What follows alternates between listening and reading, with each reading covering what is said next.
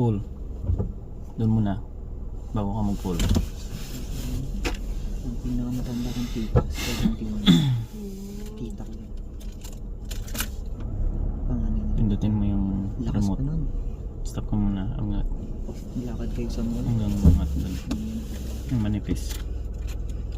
7 naman siya. Pero tinatamad na siya mag-drive.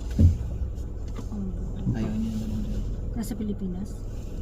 Tinatamad ka din pala mag-drive po. Alam mo yun, US ata. Kasi citizen siya.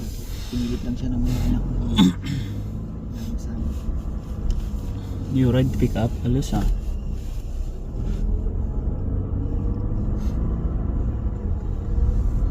Nasa US siya.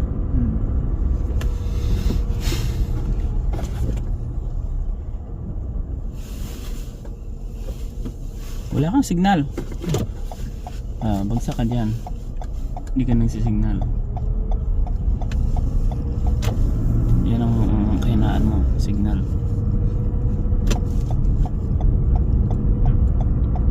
Pag may dikit sa gutter, sira ang mags. Si Danny yun ah. Parang dyan. Ward.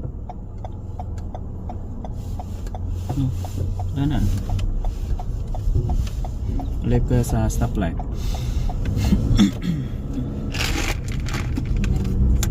Left tayo po? Left. Okay. Hindi na diretso. Sinabi ko left, hindi straight.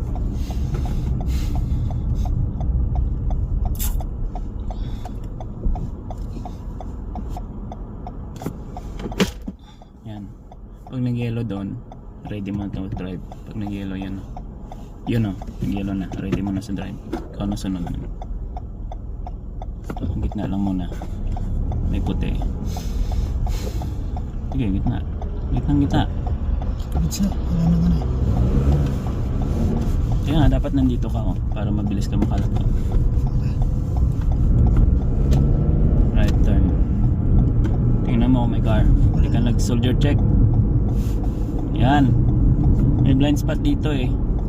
Hindi sa side mirror magre-rely. On blind spot dito, gamitin mo. Head check yan. Diretso lang.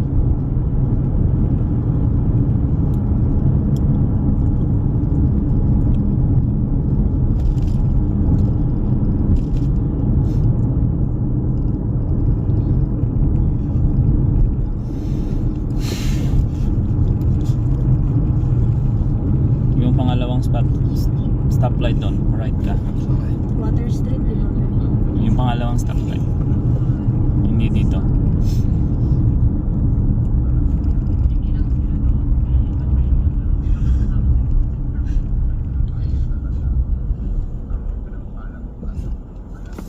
Pag na ganyan ng fog ang mirror, anong gagawin mo? Yung front. Pero hindi naka-on, i-on mo. To on mo. Hindi naka-on. Yun na. Kasi pag nag-fog yan, automatic mag-fog to. Hindi mo na makita yung view mo. Sasabihin din yan sa'yo sa anong defroster. Fog defroster or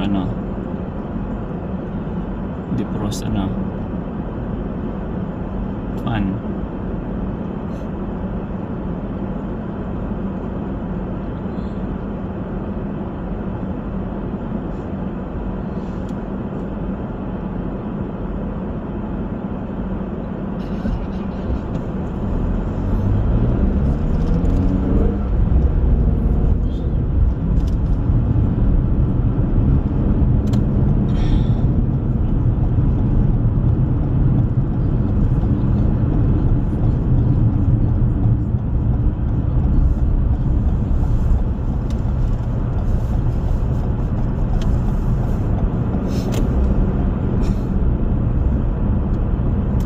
Dito, sa lane na yan. Left, right to eh. Hindi ko na.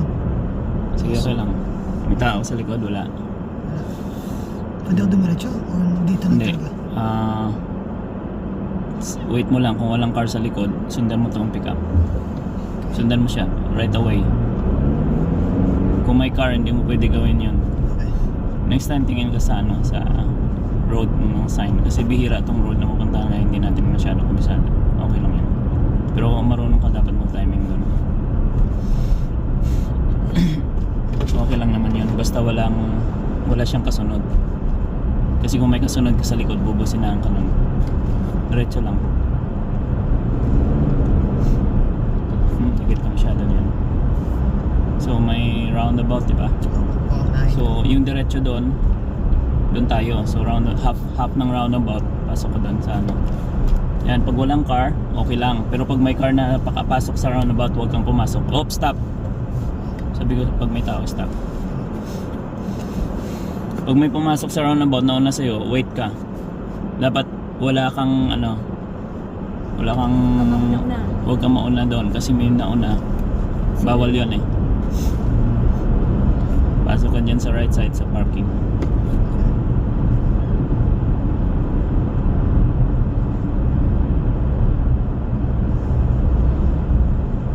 Pasok, walang car. Okay lang yan kung siya papasok, ikaw dito. Kung doon may nakapasok, huwag kang pumasok. Dito sa right, hanap ka ng parking. Ayun o, parking o. Ay hindi, bawal ata dyan kasi ano yan. Doon. Ano yan, puro by law yung nagpa-park na yan. Ito, marami o. Sa front. Yan, ganyan ang clearance pag nag-park. Gitna mo pa, pasok pa. Good, balik agad. Dapat naka-align ka sa front niya.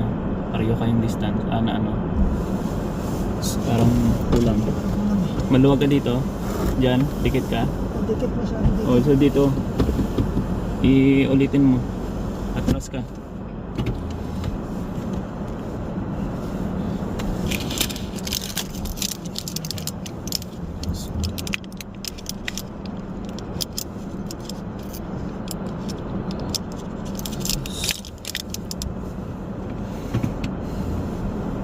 Hindi mo makuha ang ganun style. Atras ka ng buo. Reverse. Nakita mong line out sa blue. And then pasok mong manubela. Okay na? Pasok mong manubela. Todo mo. Atras ka ulit.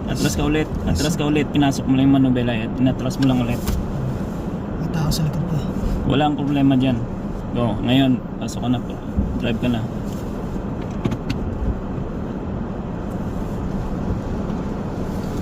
Okay. So. Sige pa. Close. Yan. Okay na. Park.